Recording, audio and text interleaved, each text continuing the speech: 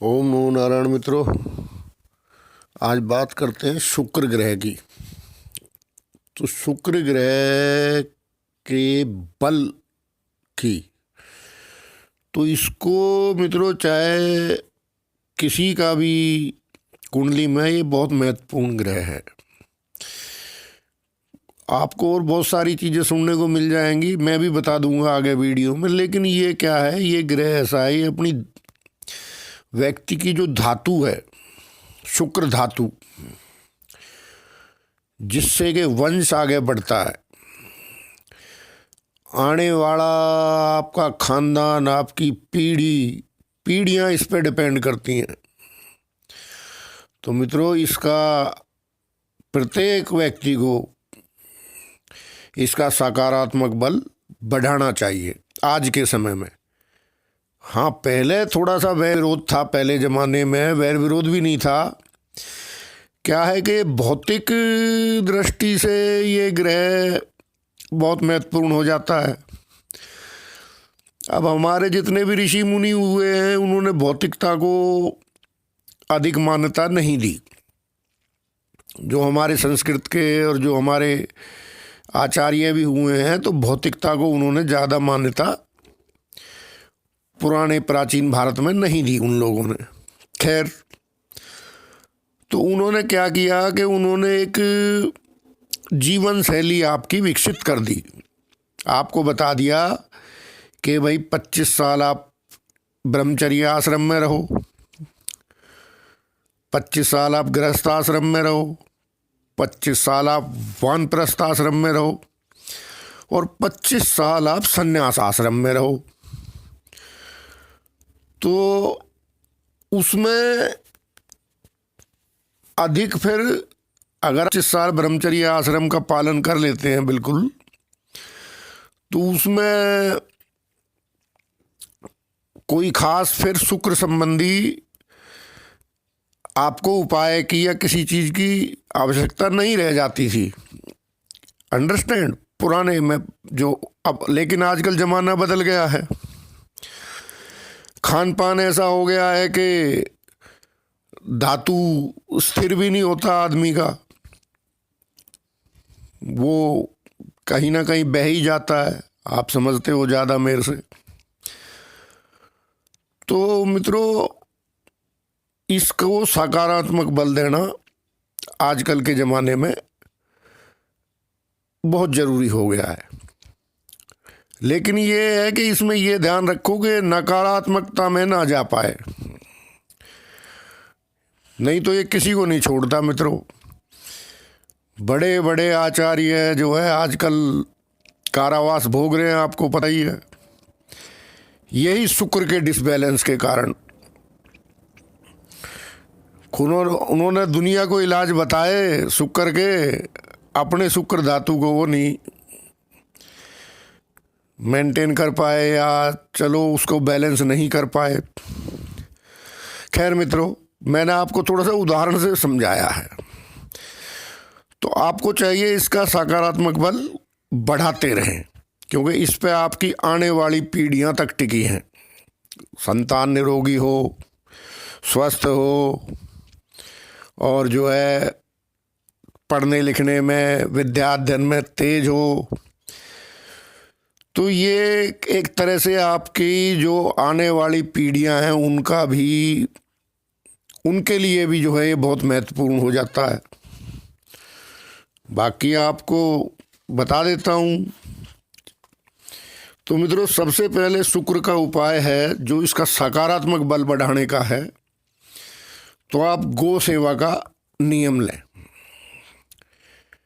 गाय की अगर आप सेवा करें, वैसे आप प्रतिदिन एक गाय को जो है अगर भरपेट खिला सकते हैं, चारा आदि जो भी वो खाती हैं, तो उसके लिए आप ऐसा भी कर सकते हैं, या फिर आपका सामर्थ्य है, सामर्थ्य के अनुसार है, तो सप्ताह में एक, महीने में एक, इतना तो मित्रों आजकल हर आदमी कर ही सकता है। बाकी अपनी जेब और अपने सामर्थ्य के अनुसार आप गाय की सेवा जरूर करें, शुक्र आपका मजबूत होगा। अब यहाँ गाय सेवा से मतलब भी मेरा भारतीय देसी गाय है, ये आप ध्यान में रखना। दूसरा उपाय है कन्या पूजन। तो नियम और संयम से आप नवरात्रों का व्रत करें, और जो आजकल होटलों से थालियां आ रही हैं झूठ कूट की व्रत की नाम पे, उनको जो है अवॉइड करें, वरना क्या फ़ायदा है, व्रत भी किया और उसका प्रभाव भी नहीं कुछ हुआ।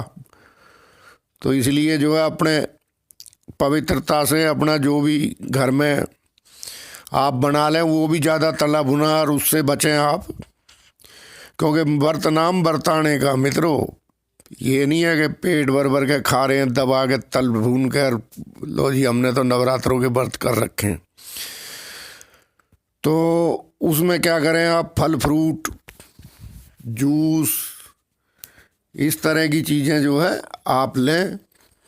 माता रानी का आप देखो व्रत करेंगे, 2 नवरात्रे जैसे आपने निकाल लिए, तो उसमें जो नाम आपको माता रानी का अच्छा लगता है, मैं कोई एक नाम तो सजेस्ट करूँगा नहीं, और यदि बिल्कुल सीधा साधा तो जय माता की, तो वो आप अपना भजन करें। और दुर्गा चालीसा की पुस्तकें मिल जाती हैं, तो ये आपको प्रतिदिन करना चाहिए 365 दिन, शुक्र आपका एकदम बढ़िया रहेगा। तो नवरात्रों का बता दिया आपको, साल में 2 बार आते हैं, वैसे 2 बार गुप्त नवरात्रे भी आते हैं, लेकिन मैं आप 2 बार कर लो वही बहुत है। 2 बार में भी आप ऐसा है, अगर आपका काम धंधा ऐसा है तो आप 2 व्रत कर सकते हो, ये तो हो सकता है। क्योंकि शुरुआत करो आप, बाकी सब माता रानी लाइन पे लगा देती है काम को। अब दूसरी बात है मित्रों, कन्या पूजन, फिर उसके बाद श्रद्धा से करो, उनको कोई ना कोई चीज़ आप भेंट करो, जैसे भी आपकी श्रद्धा है, जैसी आपका जेब अलाउड करती है। तो ये भी जो है शुक्र का आपका मजबूत होता है, उससे सकारात्मक बल बढ़ता है। फिर तीसरा है मित्रों कि किसी भी कन्या की शादी में आप सहयोग करो, जो आपसे सामर्थ्य बने आप सहयोग करो। या फिर जैसे आप अपनी तरफ से कोई चांदी का आभूषण या लाल वस्त्र, साड़ी, सूट, जो भी आप दो लाल रंग का, तो आप वो शादियों में, आप कन्या की शादी में विशेष ध्यान रखा करो, उससे शुक्र बैलेंस रहता है। फिर जो आपकी बहन, बुआ, जो भी आपका समय आता है, त्यौहार आदि आते रहते हैं, हमारे यहाँ परंपरा इस तरह की बनाई है ऋषि मुनियों ने, तो वो त्यौहार आदि पे आप उनको जो है, जो भी उनकी भेंट होती है, तो वो आप उसमें वो ना करें, तो इससे भी आपका शुक्र मजबूत होगा। अब रही जिस माता ने आपको जन्म दिया है, यदि वो बैठी हैं भगवान के आशीर्वाद से, तो मित्रों उनके पास 10 मिनट जरूर बैठो, चाहे आप कितने बिजी हो, अपना समय निकाल के अपनी माता जी के पास बैठो 10 मिनट, उनसे बात करो, उनका हाल चाल लो, और सुबह सुबह जो है उनके चरण स्पर्श करो। माता पिता दोनों के करो, लेकिन मैं माँ की बता रहा हूँ, तो यहाँ पे तो चरण स्पर्श आप करो। वो चरण स्पर्श करना है, चरण स्पर्श का मतलब मैं चरण स्पर्श बता रहा हूँ। आजकल चरण स्पर्श की जगह चल रहा है जी घुटना स्पर्श। ये हुआ तो नेताओं से शुरू था घुटना स्पर्श, अभी हमारे घरों में घुस गया है। नेता लोग आपस में मिलते हैं तो घुटना स्पर्श करते हैं, लेकिन भैया घर घर है, श्रद्धा भाव से पूरा चरण स्पर्श करो। तो तभी जो है वो होगा, क्योंकि ये घुटना स्पर्श दोषपूर्ण है। ना तो इसमें आदर है, ना इसमें समर्पण है। प्रेम से बैठ के आराम से उनका हालचाल लो और चरण स्पर्श करो। ठीक है मित्रों। फिर इसमें शुक्र में अब आ जाता है कि किसी भी दूसरी पराई स्त्री, उसको आप जो है गलत नज़र से कभी देखने की कोशिश मत करना, क्योंकि इससे शुक्र खराब होता है। किसी भी तरह का अश्लील साहित्य, आजकल मामला मीडिया का है, बहुत चल रहे, उनसे बचना है आपको। कभी भी अपने कमरे में, बेडरूम में ये नचनियाओं की फ़ोटो लगा लेते हैं, क्या बोलते हैं, हीरोइन बोलते हैं, क्या बोलते हैं, उनकी फ़ोटोओं वगैरह उल्टी सीधी, या कोई देखा ना आपने, एक आदमी बहुत बड़े बड़े कैलेंडर बनाता था, अभी भागा हुआ देश छोड़ के, तो समझ गए ना। तो इसलिए मित्रों, ये फ़ोटो वगैरह ये कुछ मत बनवाओ, ना लगवाओ अपने घर में। घर में तो एंट्री करो ही मत, नहीं तो तुम्हारा भी शुक्र खराब होगा और तुम्हारे बच्चों का भी होगा। और अवैध संबंध जो है उनसे कोसों दूर रहना है आपको। हाँ जी बिल्कुल, इसमें शुक्र बहुत पीड़ित हो जाता है। फिर दूसरा, आपके खान पान में रसीले फल, अंगूर, मुनक्का, छुआरे, मिश्री, देसी गाय का दूध, इस तरह की जो है चीज़ें आप प्रयोग करो। आंवला नहीं खा सकते तो च्यवनप्राश आप यूज़ करो, शहद का यूज़ करो। तो इस तरह से अपना एक जीवन में एक रूटीन बना लो अपना इन चीज़ों का, क्योंकि ये कोई बहुत ज़्यादा महंगी चीज़ें नहीं है। और जो ये फालतू के बर्गर पता नहीं क्या क्या चल रहा है, इनसे तो इज्जे पिज्जे, इनसे तो बहुत सस्ती हैं। और आपका जो है शुक्र एकदम नियमित रखेंगे। ये दुर्गा चालीसा का पाठ मैंने बता ही दिया है। अगर फिर भी इतना भी आपके पास टाइम नहीं है तो भाई आप चालीसा माता का या कोई भजन या कोई भी एक, वैसे वैष्णो देवी की आरती भी आती है लाइव, उसको अगर सुनो तो जय जयकार है। और नहीं तो भाई कोई भी आप माता का एक वो लेके उसको नियम से दिन में 2 या 3 बार सुनो। ठीक है जी, अपने मोबाइल पे ही सुन लो भाई, और क्या है। जैसा जमाना देश काल परिस्थिति का आचार्यों ने बताया है, इसलिए मैं बता रहा हूँ, वरना ऐसा मोबाइल पे भजन करना या सुनना प्राचीन में नहीं है। लेकिन उन्होंने इतना बताया कि देश काल परिस्थिति के अनुसार करो। तो जैसे अगर आपके पास टाइम नहीं है तो ऐसे भी कर सकते हैं। उसमें आप ये कर सकते हैं, शुक्रवार के दिन लाल फूल, लाल फल, लाल मिठाई, जो आपके पास आसपास माता जी का मंदिर है उसमें आप अर्पण करें। देखो फिर शुक्र आपका एकदम सकारात्मक। तो मित्रों, शुक्र से फिर जो है आपका